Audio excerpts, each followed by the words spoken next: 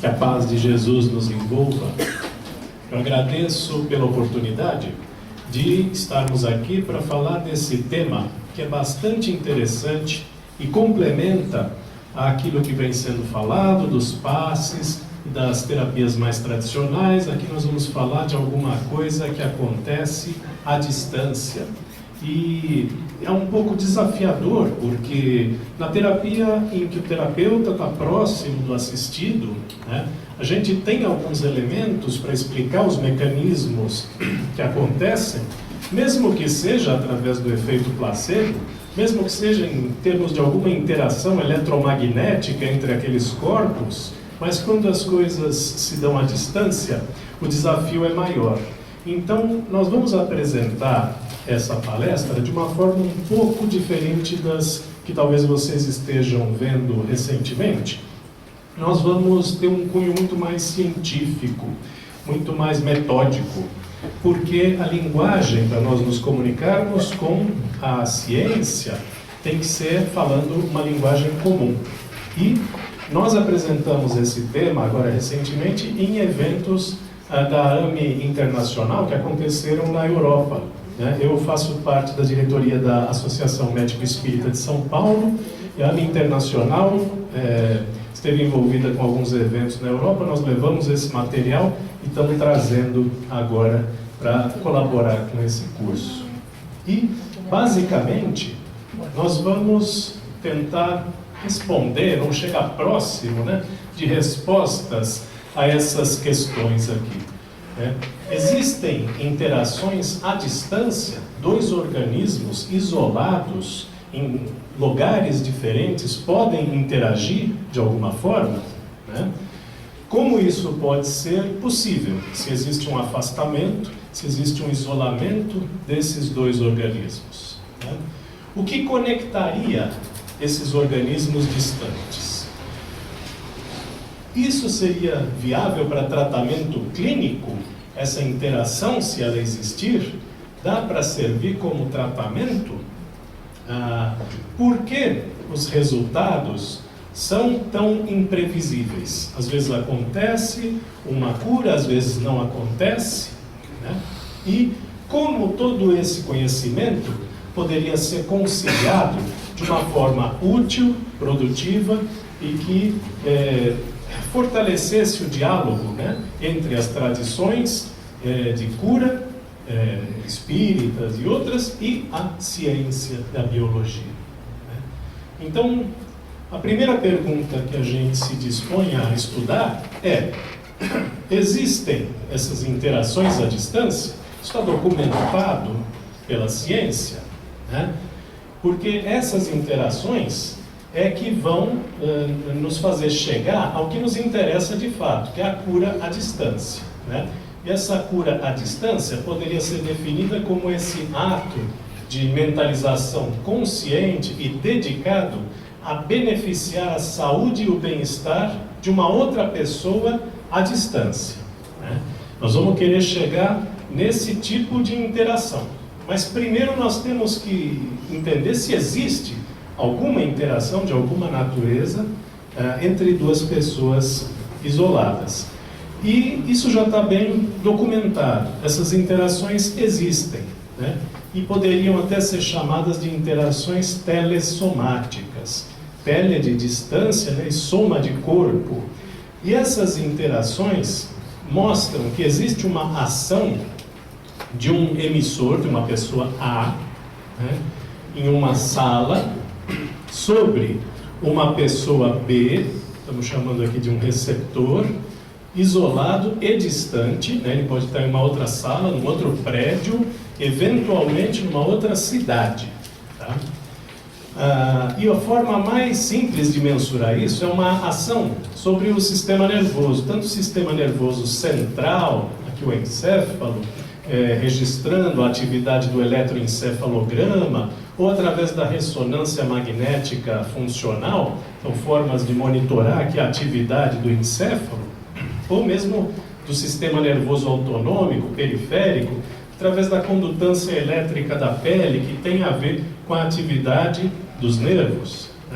E aqui, só para citar alguns trabalhos dos últimos 10 anos que mostram que existe sim essa interação. Essa pessoa faz uma mentalização sobre a outra e produz-se um efeito, né, sobre a fisiologia, sobre o organismo daquela outra pessoa à distância. São efeitos sutis, mas são documentados. Isso acontece com mais frequência em algumas situações, por exemplo, em gêmeos idênticos, né? Essas interações são mais frequentes entre os gêmeos, tanto que até 30% dos gêmeos idênticos reportam essa experiência espontaneamente. Até 30% dos gêmeos podem se lembrar de algum caso em que um se acidentou e o outro sentiu a distância, né? Isso está documentado também. Porque a proximidade emocional é um fator essencial nessa conexão. Sempre que a gente fala daquelas interações telesomáticas, nós vamos voltar a isso depois, a proximidade emocional é um fator bastante importante e determinante no resultado. Pode ser entre casais, pode ser entre amigos, pode ser entre parentes, pode ser entre um terapeuta e um paciente com o qual já exista um vínculo, né? Ou até nessas situações de gêmeos idênticos, onde até existe um artigo clássico da revista Science, de 1965, em que o eletroencefalograma, né, de um dos gêmeos, um dos irmãos, era monitorado, enquanto o outro, a intervalos aleatórios, emitia um pensamento, uma intenção em direção a esse irmão, e naqueles momentos era documentado uma mudança no funcionamento do eletroencefalograma. E depois disso, 10 estudos fizeram essa replicação, né, fizeram a repetição dessa experiência, e 8 reportaram resultados positivos. Então, isso é um fato de que essas interações existem, né, e particularmente são mais bem-sucedidas nesses casos de proximidade emocional. E alguns desses fenômenos ditos telesomáticos têm alguma ligação com aquilo que a física quântica chama de não localidade, né? A física quântica é um universo à parte, onde as partículas subatômicas têm determinadas propriedades que a gente não vê aqui no mundo físico, macroscópico, né? E tem algumas características essenciais desses eventos não locais, né? Não locais porque o espaço e o tempo são irrelevantes nessas situações, né? Na física quântica a gente tem essas características que nós observamos nesses fenômenos também. Veja, eles são fenômenos não mediados. Eles não são propagados por uma força, por uma energia ou por um sinal conhecido. Então não tem um meio que leva, né, necessariamente, não tem necessidade de existir um meio para comunicar as duas pontas desse fenômeno, né? Não mitigados. A força do efeito não decresce com a distância.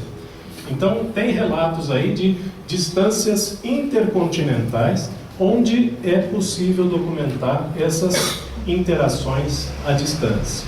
E são efeitos imediatos. As correlações acontecem sem um intervalo de tempo mais rápido do que a velocidade da luz.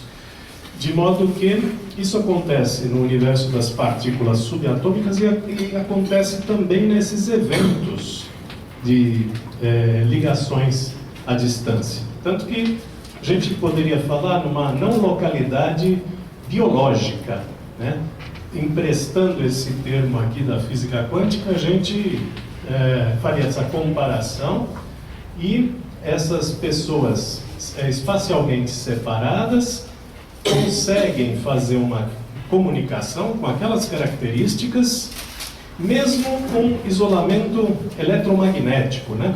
É possível colocar a pessoa dentro de uma gaiola de Faraday que isola de ondas eletromagnéticas, então ela não conseguiria receber sinal de celular ou outros sinais eletromagnéticos, e mesmo assim o efeito se reproduz.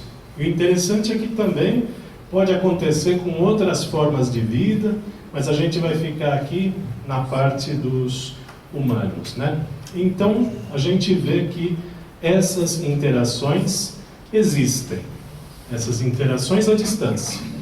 A gente vai para uma segunda pergunta, né? Como isso pode ser possível? A resposta é: não dá para saber, né? Nenhum texto científico oferece alguma explicação satisfatória, um modelo definitivo, né? As interações eletromagnéticas entre um organismo e outro só explicariam as atividades próximas, né? Como no passe, como no reiki, como outras formas de interação terapêutica. Então nós temos que buscar outros modelos, né, para explicar. Um deles poderia ser pensar numa troca informacional, uma troca de informação. Em vez de uma troca de energia, haveria uma troca de informação de interesse biológico, né? Porque a gente precisa adequar o termo energia, se nós quisermos fazer um diálogo com a ciência, porque aquilo que nós consideramos como fluidos, como outros elementos do mundo espiritual, a gente chama de energia por falta de outro termo. Mas se nós quisermos estabelecer esse diálogo, nós temos que substituir esse termo energia por outro. Então, eventualmente, a gente poderia, ou pelo menos temporariamente, substituir por informação. Então, está havendo uma troca de informação, informação essa que leva a um efeito biológico, né? Porque informação transferida por uma ressonância, né? Por uma empatia, por uma sintonia, não é matéria nem energia, embora muitas vezes matéria ou energia possam ser os carreadores de informação, né? Então, o que seria informação? Informação poderia ser definida como qualquer tipo de estímulo que um sistema é capaz de perceber e reagir. Então, informação, na verdade, é a verdadeira moeda da realidade. Eu apreendo a realidade através de informação, né? E eu imprinto, né, a minha atuação sobre a realidade através de informação, né? Quem não assistiu aquele filme Matrix, né? Matrix, e não se abalou com aquilo? Eu saí profundamente abalado da sala de cinema, né? Porque, de repente, a realidade é uma outra que a gente nem imagina. E a gente está imaginando essa realidade por causa de informação. Naquele filme, a informação era imputada ali nas mentes diretamente das pessoas. Então, essa é a importância da gente considerar essa informação. É a nossa forma de interagir com a realidade, né? E aí, o que será que é enviado nessas curas à distância, né? É enviado alguma forma? Eu estou enviando uma energia?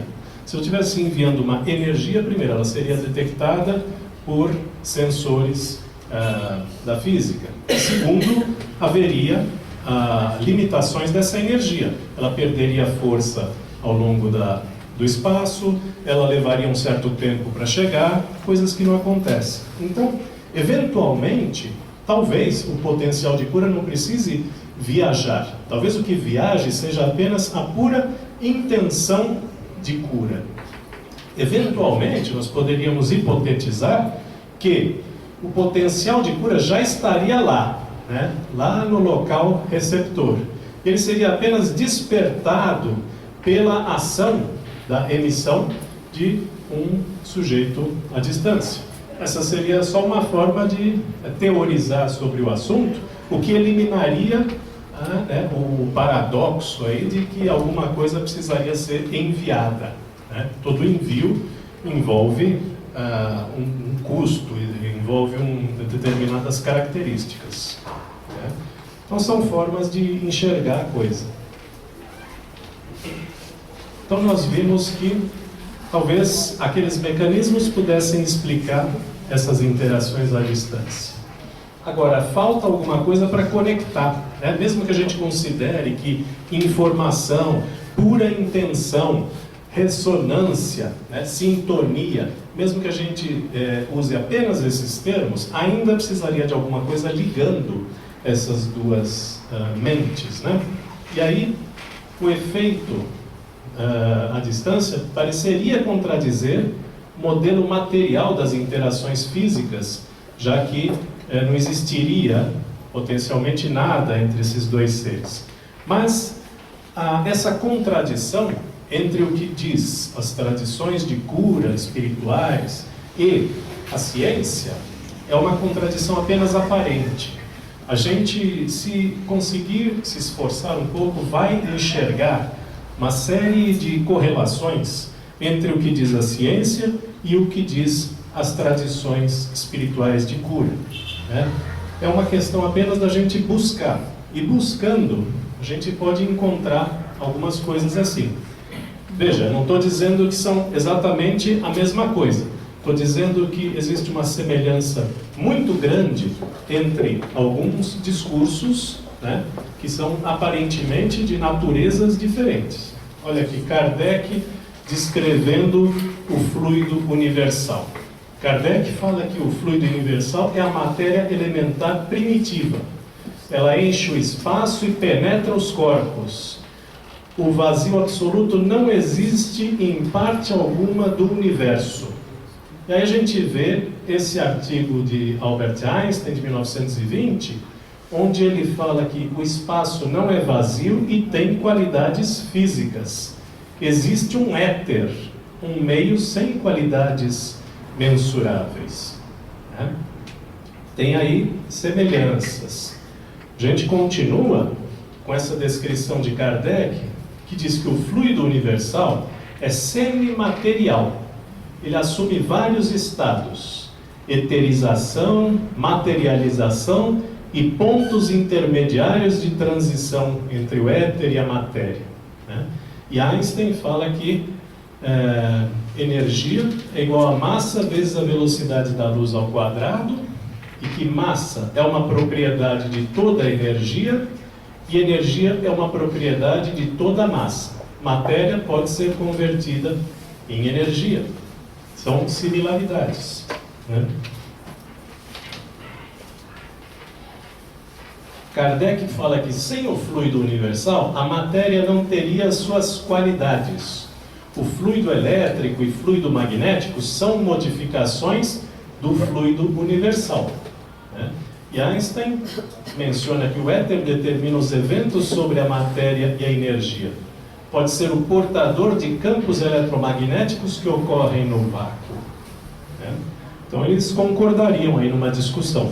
Só que aqui, esse diálogo aqui tem uns 100 anos mais ou menos de... Não, 100 anos não, uns 50 anos aí de distância, né? Então não seria possível, mas se fosse, talvez eles concordassem em muitas coisas, né? E talvez, né, se Kardec dialogasse com a moderna cosmologia e astrofísica, também haveria uma concordância, né? Porque você vê aqui no site da NASA algumas coisas parecidas com o que Kardec falava sobre a matéria, né? Que ela existe em estados que ainda ignoramos. Pode ser tão etérea e sutil que não cause qualquer impressão aos nossos sentidos, mas mesmo assim é matéria.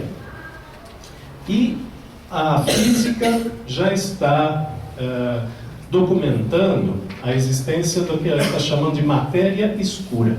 Escura não no sentido da cor dela, mas escura no sentido de que ela não consegue ser detectada. A gente só enxerga os efeitos dela no universo através da força gravitacional que ela gera, né? A física fala que o universo parece conter matéria em uma forma que não podemos observar. Não emite nem absorve radiação e não interage com a matéria comum. É uma matéria diferente. É uma matéria num estado que nós ainda ignoramos, né? Ainda não foi diretamente detectada. Só os seus efeitos gravitacionais são observados no universo. Sobre essa matéria, Ainda teria outras coisas que nós poderíamos falar. Kardec fala que o que imaginamos como vazio é ocupado por uma matéria que escapa aos nossos sentidos e instrumentos. Então, isso seria uma variação do fluido universal, essa matéria estranha. E a cosmologia e a astrofísica falam realmente da matéria escura como sendo composta por uma partícula ainda não caracterizada. Somos constantemente bombardeados por essas partículas. Existe a matéria escura nesse instante, permeando a matéria ordinária. Isso é admitido pela física. Kardec continua dizendo que o fluido universal se difunde pelos espaços interplanetários, é a substância primitiva de onde a natureza tira todas as coisas.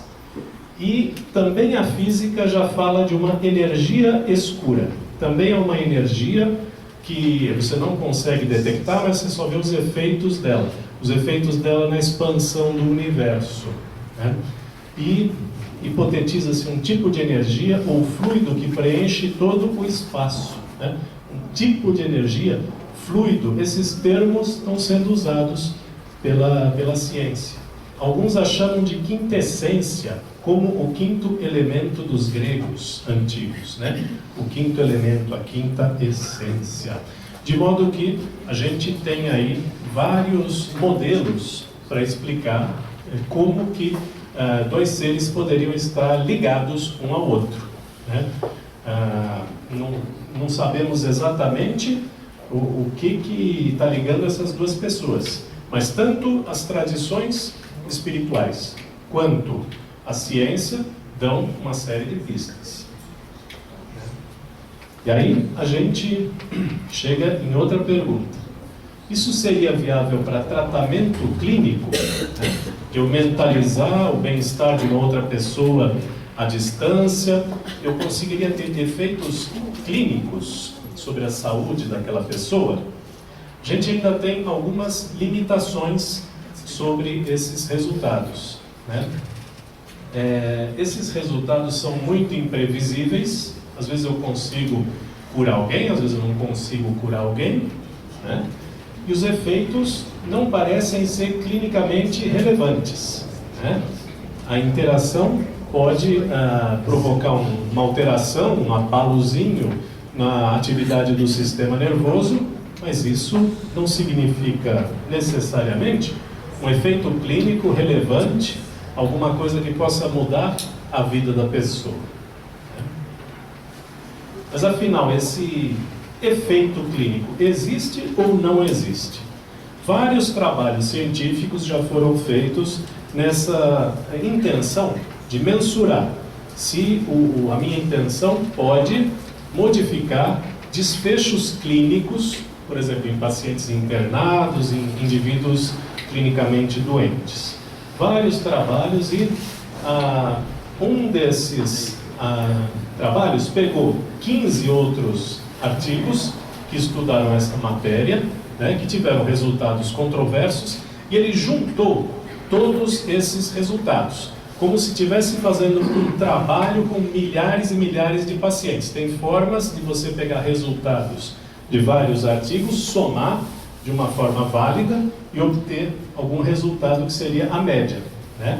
E aí, a média foi essa aqui, olha. O lado direito dessa linha vermelha significa recomende prece de intercessão, né? Recomende a mentalização, recomende essas preces à distância. Então, veja que cada um teve um resultado, alguns para lá, uns para cá. Essa aqui é a média. Olha, está raspando aqui na linha, né? Então, passou raspando nessa revisão aqui. E em outras revisões mais profundas, né, que fizeram a mesma coisa também, as conclusões foram as seguintes: não há evidências para apoiar a recomendação da prece de intercessão, justamente por causa disso. Alguns pacientes parecem melhorar, alguns não parecem melhorar, e não dá para tirar uma conclusão forte desse tipo de coisa, né? Aqui são trabalhos bastante sérios de um centro internacional que se ocupa de responder perguntas dessa forma, juntando vários trabalhos científicos e tentando chegar numa conclusão única. Né? E aí, nós teríamos que perguntar por que os resultados, então, são tão imprevisíveis. A ciência é uma coisa que estuda os fenômenos que se repetem regularmente.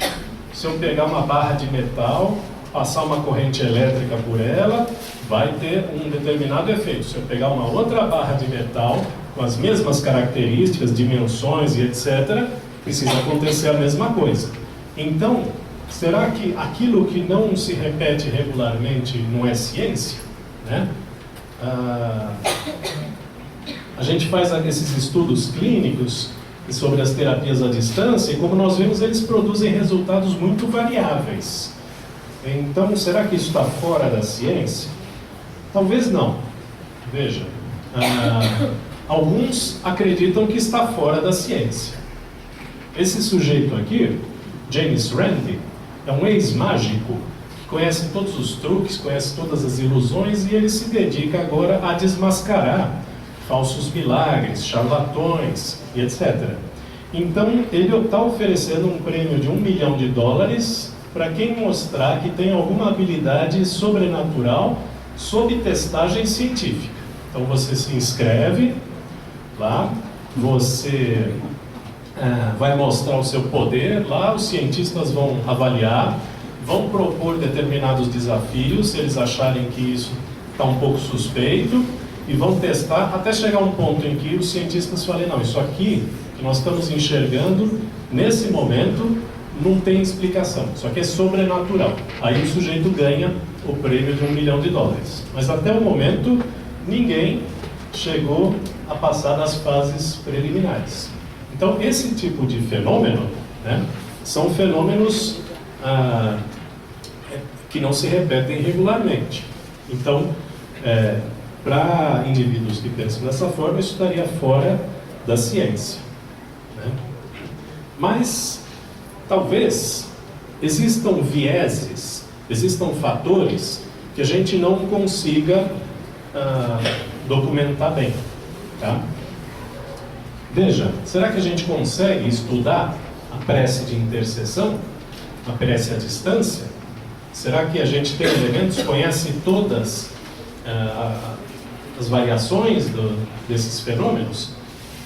Nós poderíamos ter alguns vieses, e eu estou citando aqui dois. Olha, grupo controle, né? Grupo controle é o seguinte, quando a gente faz um estudo científico, então eu vou falar assim, eu vou orar por essa ala da enfermaria, não vou orar por essa outra ala da enfermaria, esse é o grupo controle. Então eu vou ver se essa ala melhora, né? Os índices de melhora são maiores do que nessa outra, nesse grupo controle, para quem eu não orei. Né? Será que a gente consegue fazer um grupo controle? Olha, familiares daqueles pacientes estão orando por eles. Benfeitores anônimos em vários lugares do planeta também estão orando pela saúde das pessoas. Então esse grupo controle não é um grupo puro, que não recebeu intervenção nenhuma. Ele pode ter recebido, sim, uma outra intervenção. E a qualidade da intervenção, né, a qualidade da oração depende da intenção da pessoa, da sinceridade, da elevação que essa pessoa faz, do seu poder de concentração. E em estudos científicos que têm milhares de pacientes, isso aqui pode ficar seriamente comprometido. Tá? E aí a gente já teria de cara dois vieses que prejudicariam a qualidade dos trabalhos científicos. Mas a gente tem também um viés espírita importante, né, que é a necessidade espiritual da doença. Veja, vamos imaginar essa situação. O sujeito aqui está doente, eu faço uma prece por ele, e ele está gravemente doente, eu vou orar por ele à distância, né? Fazer uma prece de intercessão, mandar elementos positivos para ele. E apesar desse meu esforço, ele evolui para óbito. Né? Então, isso é um desfecho negativo. Isso entra na minha estatística como uma coisa negativa, e a conclusão do meu trabalho vai ser: prece não serve para nada. Né? Só que, veja, esse óbito, isso aqui acaba sendo determinado por instâncias outras, por instâncias maiores, tá? Que não dependem só de eu querer ou não querer que ele viva, tá? Mas pode ser que, nesse caso, a minha prece ajudou esse sujeito a se desprender melhor do seu corpo físico, a ter um desencarne mais bem sucedido e vários outros elementos que são extremamente positivos. Então isso deveria entrar na minha estatística como um sucesso, tá? Só que tudo que está aqui empontilhado eu não consigo acessar, de modo que eu só acesso essa parte aqui e fico com essa impressão de que a prece não serve para nada e que perdi tempo e que não deveria ser feito para ninguém, tá? E a gente pode ter outras variáveis aí não controláveis, né? Porque de várias tentativas de cura, preces que eu faço para várias pessoas, um ou outro é que evolui para um sucesso, né? Então parece um esquema de funil. E nesse funil podem estar vários fatores que a gente ainda não consegue mapear direito. Por exemplo, a ligação terapeuta-paciente, né? As crenças, expectativas e motivações do paciente, as crenças, expectativas e motivações do terapeuta, capacidade de foco, intenção, compaixão do terapeuta, o bem-estar e a saúde física do terapeuta. Ele precisa estar bem para poder fazer bem para o outro. Não adianta, ele não vai conseguir estabelecer uma sintonia se ele não está bem. Entre muitos outros fatores que podem estar em jogo, né? Então pode ser que a gente não esteja com todas as variáveis na mão para fazer estudos científicos, e a gente está fazendo estudos científicos aí que estão dando munição para os céticos, né? Porque os resultados não estão indo como a gente gostaria que fosse. Esse fator aqui pode ser muito importante, a ressonância empática. Essas interações telesomáticas ocorrem especialmente entre pessoas emocionalmente próximas, né? Como eu falei, casais, parentes, os gêmeos idênticos, ou até no terapeuta e paciente que já estabeleceram um vínculo, né? Não é um terapeuta que pode ser muito bom, esse terapeuta pode ter características muito excepcionais, mas eventualmente ele não tem vínculo algum com uma pessoa para quem ele foi solicitado a rezar, ou solicitado a enviar uma cura, né? E isso pode comprometer o resultado. Uma outra coisa que também poderia comprometer é essa questão da ligação ressonante. Veja, aqui tem um modelo de doença onde você pode induzir um câncer injetando células cancerosas nos ratinhos, e quando você faz isso, 100% dos ratos morrem em 28 dias. Então esse é um modelo de doença para testar algum tipo de tratamento, né? E aí um estudo fez aqui uma imposição de mãos, aqui num grupo de ratinhos que recebeu esta injeção de células cancerosas, e não fez a imposição num outro grupo que também recebeu as células cancerosas, né? O que aconteceu? Nessa técnica de imposição de mãos, 90% dos ratos se curaram, o que já é surpreendente. Mas mais surpreendente ainda é que no grupo controle, aqueles que receberam a injeção, mas não receberam a imposição de mãos, muitos ratos também melhoraram, tá? O que não era esperado. Então, qual seria possivelmente a explicação disso? Possivelmente, veja, existiu uma ligação entre eles, e essa ligação se estabeleceu porque todos os ratos precisavam de cura, em ambos os grupos.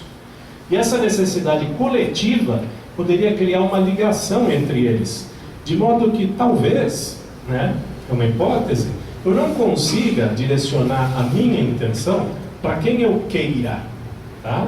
Pode ser que o meu irmão esteja doente, por exemplo, eu queira direcionar uma intenção para ele, pode ser que ele continue doente, eu vou ficar frustrado, mas pode ser que essa intenção caminhou para uma pessoa do outro lado do planeta, tá? Que estava precisando. Às vezes a necessidade, né, pode criar uma calha que vai levar essa minha minha intenção para outros lugares, né? Então, como eu não consigo enxergar onde foi parar essa minha intenção, vem a frustração. E esse pode ser um viés também que leva a esses resultados aberrantes aí, que eu às vezes curo uma pessoa, às vezes não curo outra, às vezes parece que prece funciona, às vezes parece que não funciona para nada.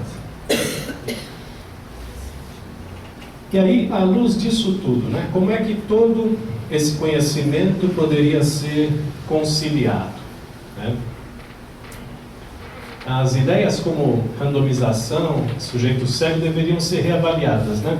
Essas coisas de eu falar de grupo controle, vou fazer um estudo científico eu achando que eu conheço todas as variáveis possíveis, é uma coisa que talvez precise ser repensada, né? Porque essas relações não locais, da não localidade biológica, né, poderiam atravessar esses limites, além de todos aqueles vieses que a gente citou. Então, como é que a gente poderia conciliar? Seria deixar de fazer trabalhos científicos? Talvez não. Veja, a gente poderia, em vez de estudar desfechos clínicos da prece intercessora, né, como a redução de sintomas ou a sobrevida, tem muitos estudos que fazem assim, vou rezar por uma ala da UTI e vou analisar a sobrevida nessa ala e vou comparar com uma outra ala da UTI para quem eu não rezei, né? Ou até diminuição de sintomas de pacientes doentes. Em vez de usar esse tipo de amostra, né, a gente poderia estudar parâmetros biológicos. Poderia pegar, assim, pessoas que não estão profundamente doentes, estudar se a minha intenção, se a minha prece melhorou a imunidade deles, se melhorou a atividade do sistema nervoso, que são parâmetros que indiretamente estão ligados à saúde, ao equilíbrio, ao bem-estar, tá? E assim eu posso não estar mexendo com variáveis que podem comprometer o meu trabalho, tá? Nessas técnicas de cura à distância, principalmente, a gente não deve oferecer como tratamento isolado para tratar doenças específicas, né? Isso aqui pode incorrer em armadilhas, mas a gente pode oferecer para colaborar com o tratamento convencional ou para alívio de sintomas, né? Para a gente trazer bem-estar, qualidade de vida.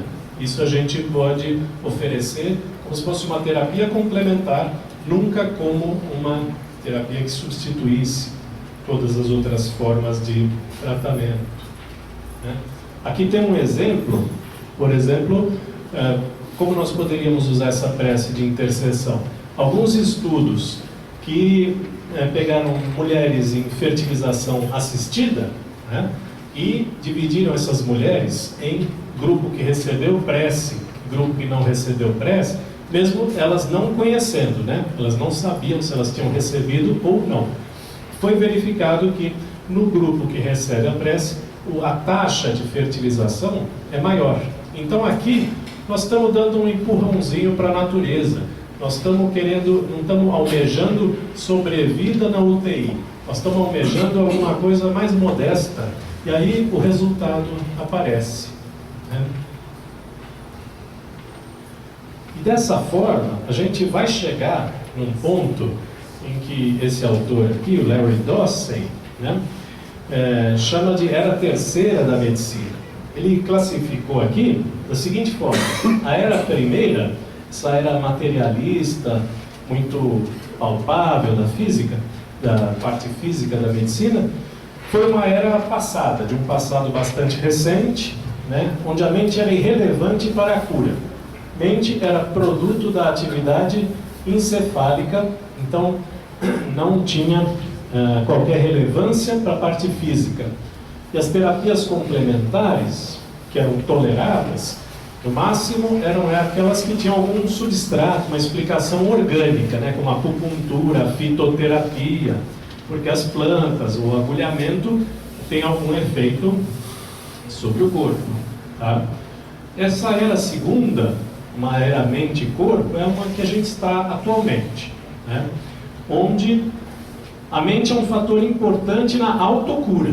Então a minha mente colaborando com o desenvolvimento do meu corpo. Mente tem poder causal, além dos conceitos físicos, né? Existe o efeito placebo, existem efeitos da minha mente sobre o meu corpo. E as terapias complementares atualmente adicionam as terapias mente-corpo, como meditação, biofeedback, que já estão em vários hospitais, em várias universidades. E a gente pode projetar uma era terceira, uma era da não localidade, né? A mente vai ser importante na cura do outro. Então vai ser a minha mente e outra mente. Nós vamos ter que a mente não tem restrição temporoespacial, mostrando a importância daquelas interações telessomáticas. E aí, nesse cenário, as terapias complementares vão incluir essas ligações interpessoais, como aquelas que acontecem nas técnicas de cura à distância. Por exemplo, a prece intercessória vai ser alguma coisa que vai fazer parte aí do arsenal das terapias reconhecidas, né? De modo que isso aqui são só as questões futuras, né, que estudos científicos vão ter que responder. Isso aqui está um pouco fora da nossa alçada, aqui do nosso propósito, né? Isso aqui fica para os pesquisadores se ocuparem em responder essas perguntas para que chegue essa era terceira.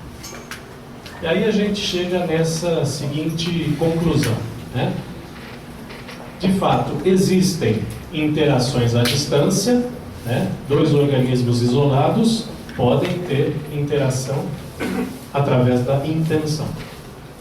Pode ser possível por troca de informação, de interesse biológico ou outros termos que possam nos aproximar dos conceitos da física, né? O éter, ou matéria escura, ou outros elementos aí reconhecidos pela física, poderia conectar organismos distantes. A viabilidade para tratamento clínico é limitada, né? A gente não vai ter muita ambição de querer curar a gente através da prece à distância. Resultados são imprevisíveis por variáveis ainda desconhecidas, né? Deve ter vários elementos que interferem com o sucesso e que nós ainda não conseguimos mapear direito para poder prever como é que aquele paciente vai reagir. Mas, mesmo assim, todo esse conhecimento pode ser conciliado de alguma forma, que seja útil e que entre como alguma coisa válida dentro das terapias reconhecidas, né? E aí eu quero encerrar dizendo que, como acupunturista, né, eu já há muitos anos faço uma pequena prece para esses pacientes. Porque o paciente na acupuntura, ele fica uns 30 minutos lá deitado com as agulhas e eu espero em outra sala. Nesse tempo, já há muitos anos, eu faço uma pequena prece de 1 minuto ou 2 e eu vejo que tem uma diferença, né? Isso tem uma interferência sobre o resultado. E até um ano atrás, eu fazia assim uma prece genérica, né? Não pedindo por um desfecho específico, pela cura. Eu pedia, vamos dizer, pelo equilíbrio, para que o melhor aconteça, e esse tipo de coisa genérica, né? Para dar um empurrãozinho no tratamento. E tinha um dia que eu estava atendendo uma paciente muito difícil, que dava a impressão que não queria melhorar. Já tínhamos feito várias sessões, não tinha tido resultado algum, e eu ali já estava sem esperança, eu estava apenas cumprindo o meu papel ali, sem esperar grandes coisas do tratamento. Nesse dia, particularmente, eu estava muito cansado, e em vez de fazer esse tipo de prece, eu simplesmente fiz uma elevação até Deus. Eu mentalizei o amor de Deus, a justiça, a bondade, a sabedoria de Deus, todas essas características, numa elevação até Ele. E quando eu fui voltar, o paciente falou assim: nossa, eu estou muito melhor, o que você fez hoje? Não, usa essa técnica mais frequentemente, de acupuntura. Eu falei, ué, o que está acontecendo aqui? Eu comecei a mudar, então, essa fórmula, né, de tipo de prece.